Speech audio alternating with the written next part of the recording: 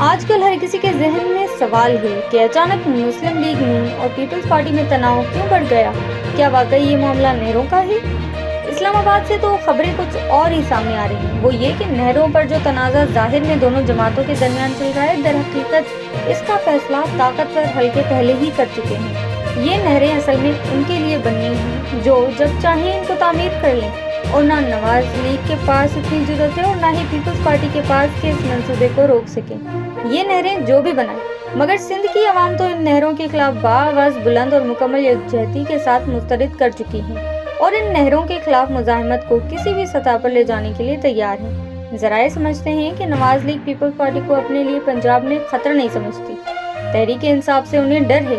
بعض مبصرین کہتے ہیں کہ نواز لیگ کو ان دونوں جماعتوں سے ڈرنا چاہیے کیونکہ سینٹرل پنجاب میں پی ٹی آئی اور ساؤتھ پنجاب میں پیپلز پارٹی مسلم لیگ نون کے ووٹ بینک پر ڈنڈا مارنے کے لیے تیار ہے۔ پیپلز پارٹی اور نواز لیگ کے اتحاد کو زبردستی کی شادی قرار دیا جا رہا ہے کیونکہ یہ اتحاد ڈنڈے یعنی طاقتور قوتوں کے دباؤ پر قائم ہے۔ اندرونی ذرائع کے مطابق دونوں جماعتوں کو اتنا بھی اختیار حاصل نہیں کہ بغیر اجازت کوئی بڑا فیصلہ کر سکے۔